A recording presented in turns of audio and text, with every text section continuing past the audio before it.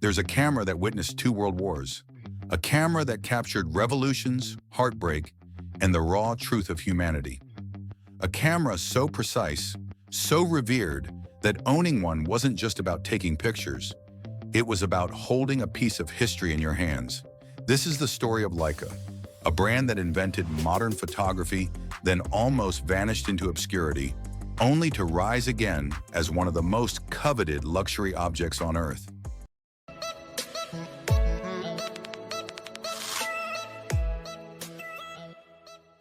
You're watching Alt Buzz Archives, where we uncover the stories of innovation, legacy, and design that shaped our world. If you love tales of survival, craftsmanship, and quiet rebellion against the ordinary, you're in the right place. Subscribe, and let's begin the journey. Picture this. It's the early 1920s. Photography is heavy, cumbersome, expensive. Cameras are massive wooden boxes that need tripods, dark rooms, glass plates. A single photograph requires minutes of setup. Only professionals and the wealthy can afford them. Taking a photograph isn't spontaneous. It's a production, an event in itself. But in a small factory in Wetzlar, Germany, a man named Oskar Barnack has a problem. He's a precision mechanic at Ernst Leitz Optische Werke, a company that makes microscopes and optical instruments. Barnack loves photography, but he has asthma. Carrying heavy equipment up mountains to test exposure times exhausts him. The weight of traditional cameras makes his passion nearly impossible to pursue. So he starts experimenting. Late nights in the workshop, tinkering with cinema film stock. What if you could make a camera small enough to carry everywhere? What if you used 35mm film, the same stock used in motion pictures, and adapted it for still images? What if you doubled the standard cinema frame to 24 by 36 millimeters, giving photographers more room to capture detail? Barnack builds a prototype in 1913. They call it the Leica, meaning original, primordial. It's compact, elegant, radical. But then World War I breaks out. The project is shelved. The prototype sits in a drawer for years, waiting. When the war ends and Germany rebuilds, Ernst Leitz decides to take a gamble.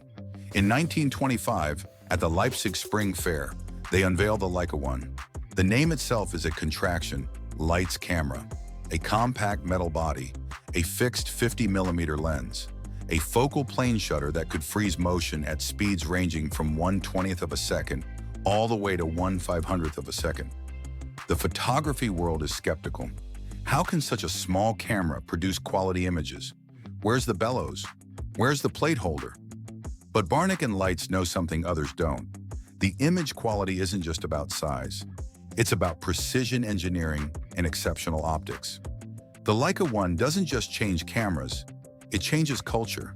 It democratizes photography. Suddenly, journalists can document events as they unfold. Artists can capture street life without being noticed.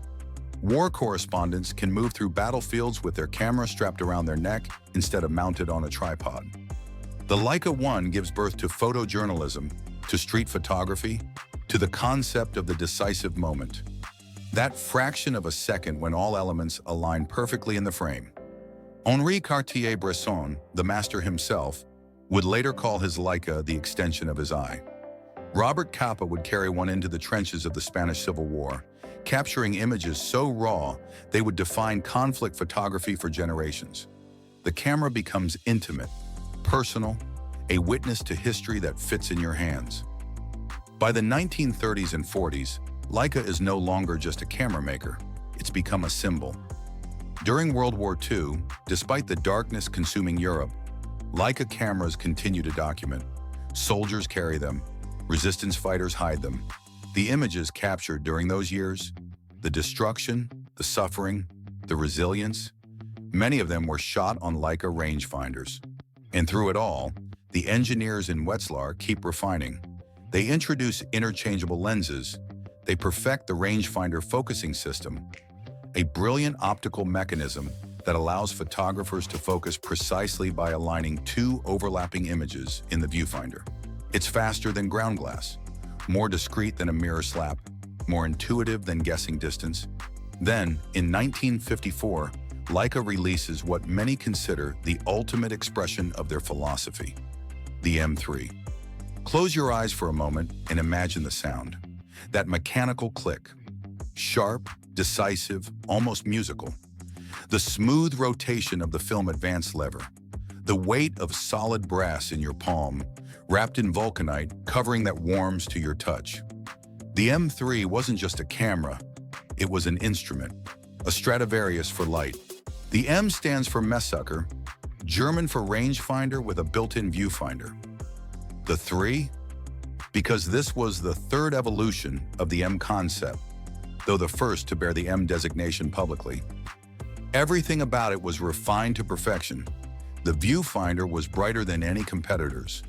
Almost life-size magnification with frame lines that automatically adjusted for different focal lengths. The build quality was obsessive, every gear cut with micrometer precision, every spring tensioned exactly, every piece of glass ground and polished by craftspeople who treated optics like fine art. Nothing was automated, nothing was rushed. A single M3 body might pass through dozens of hands during assembly, each person responsible for one aspect of perfection.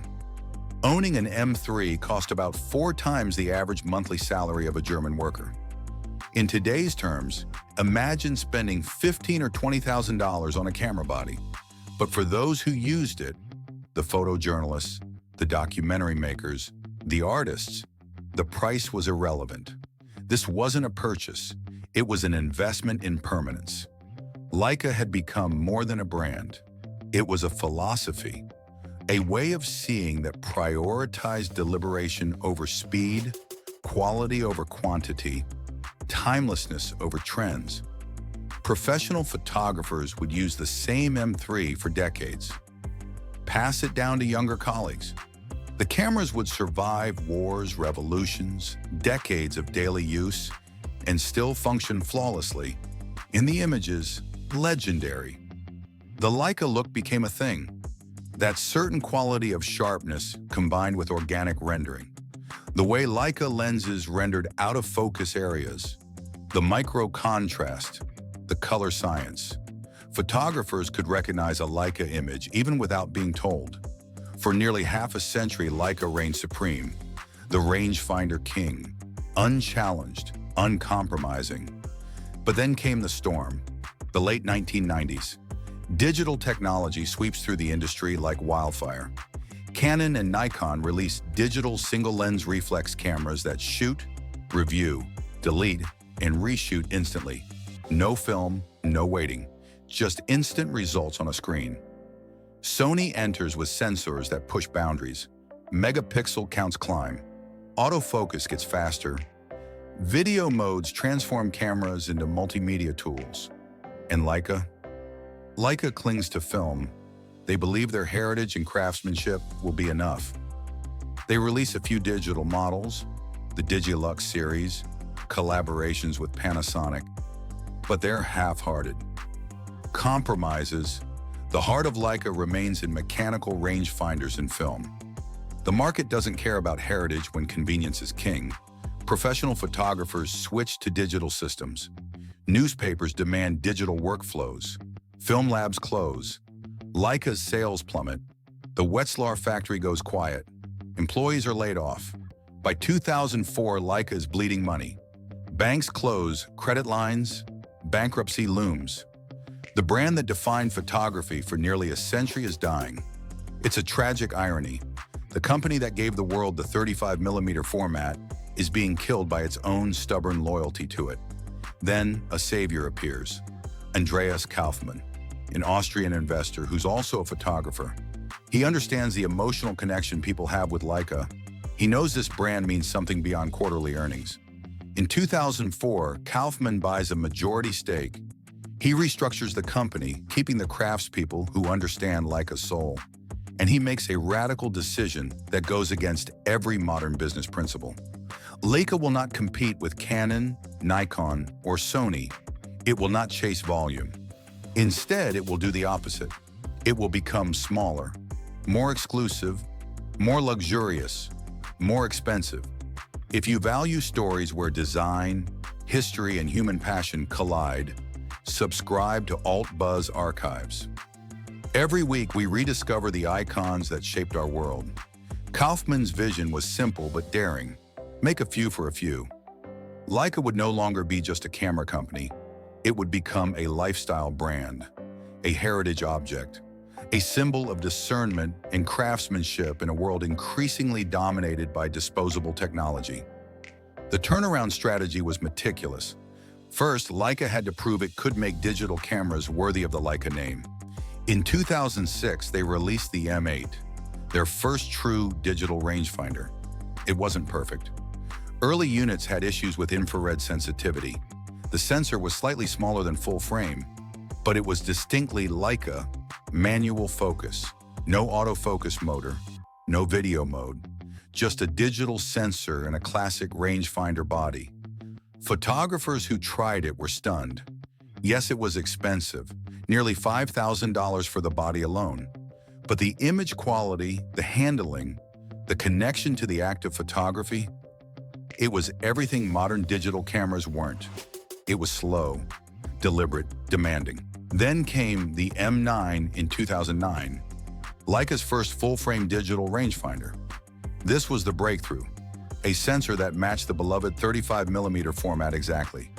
Image quality that rivaled or exceeded any digital camera on the market. And most importantly, it felt right. The weight, the balance, the way light fell across the brass top plate.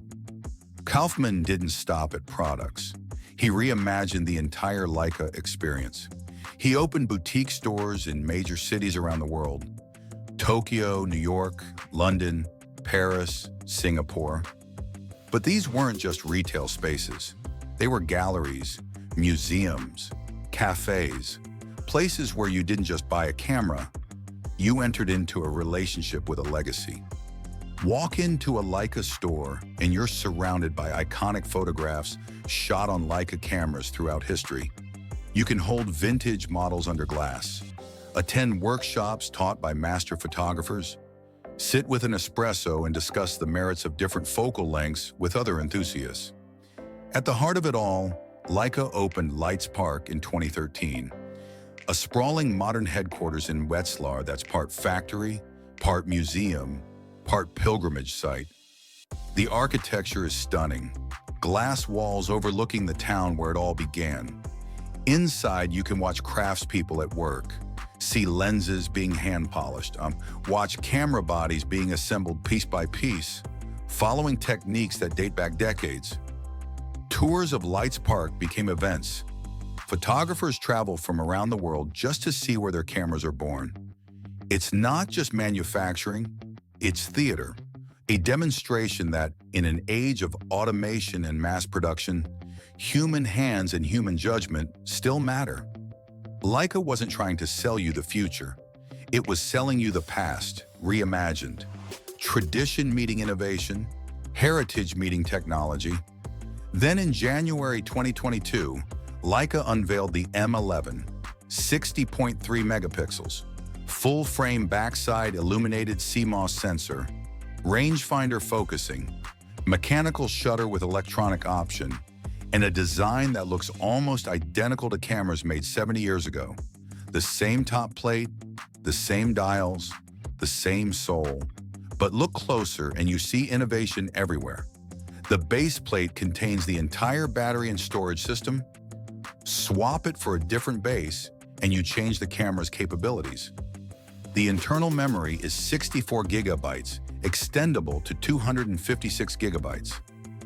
The shutter is rated for 250,000 actuations. The M11 is the culmination of a century of obsession. It's not about specs. It's not about autofocus speed or burst mode or artificial intelligence scene detection. It's about purity, experience over efficiency, the tactile joy of turning a focusing ring and feeling the smooth resistance, the satisfying click of the shutter that hasn't changed its fundamental character in decades, the weight of metal and glass that tells you this object will outlive you. Leica has leaned fully into luxury. Limited editions appear regularly. Collaborations with Hermes produce cameras covered in exotic leathers, priced like fine jewelry. The M Edition 70, released in October 2024 to commemorate 70 years since the M3, came in a run of just 250 units. Platinum-plated, hand-engraved, $23,000, sold out before most people even knew it existed. But here's what's fascinating. Leica isn't just selling cameras anymore. It's selling a relationship with time. In a world where technology becomes obsolete every 18 months, where phones replace cameras every year, where software updates make last year's model feel ancient, Leica offers something radical: permanence. When you buy a Leica M11, you're not buying a gadget. You're buying an heirloom, a tool your children might inherit, your grandchildren might use. The camera you buy today will still be repairable, still be relevant, still be making beautiful images 50 years from now.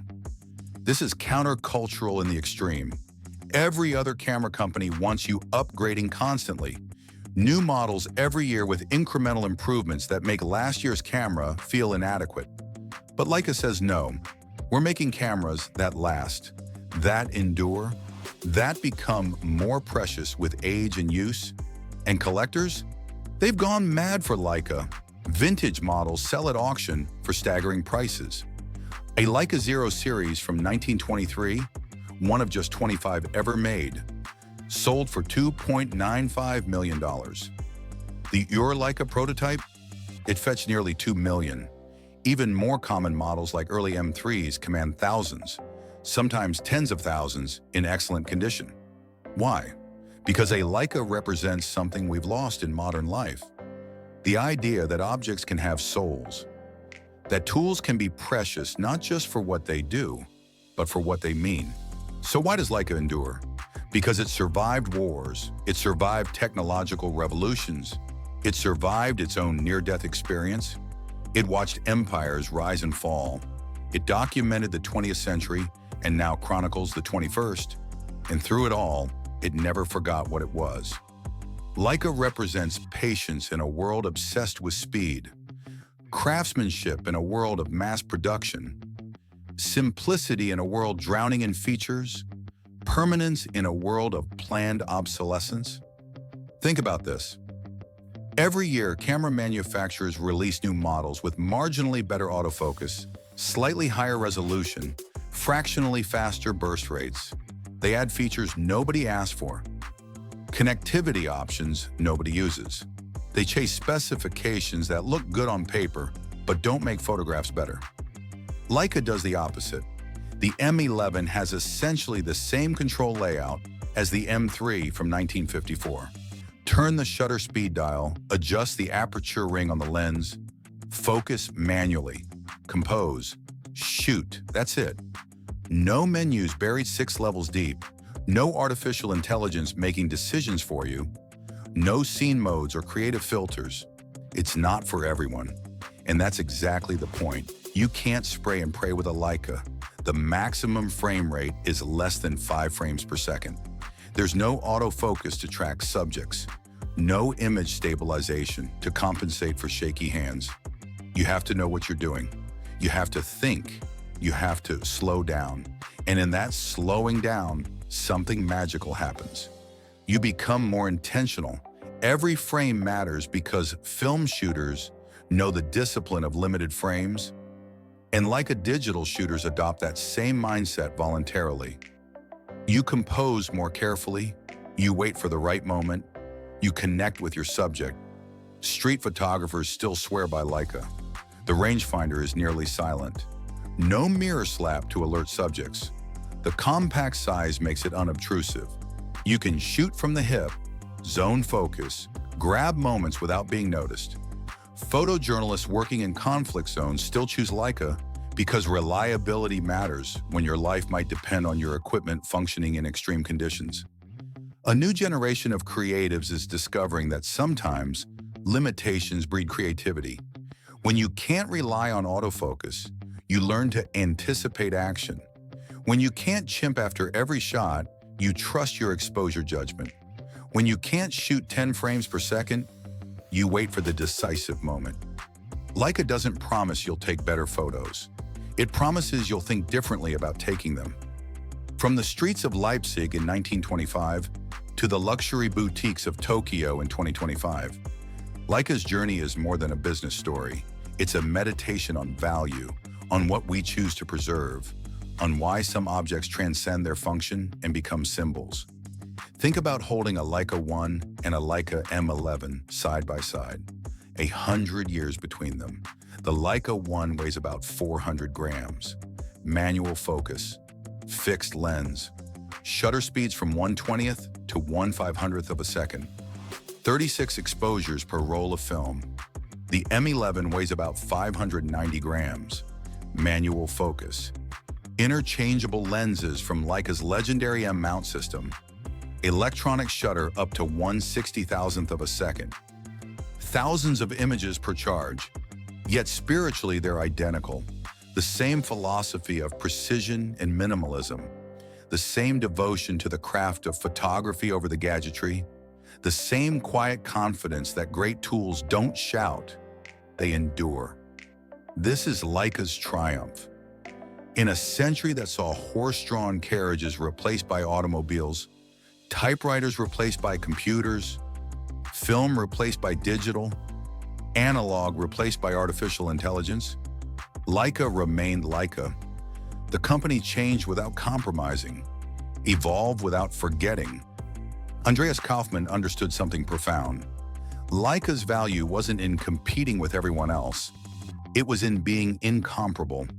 By refusing to chase trends, by honoring tradition while embracing necessary innovation, by positioning Leica as not just a camera, but as a piece of cultural heritage, he saved the company by making it smaller, more focused, more pure. Today, Leica is more than profitable. It's thriving. The waiting list for certain models stretches months. Limited editions sell out in hours. The brand has expanded into sport optics, smartphone collaborations, even watches. Each product carrying that same DNA of precision and heritage. But the heart remains the M system. That rangefinder, that connection to a century of image making, that promise that what you hold today will still matter tomorrow. You've been watching Alt Buzz Archives. If stories like these inspire you, subscribe and stay with us as we uncover more tales of innovation, art, and legacy.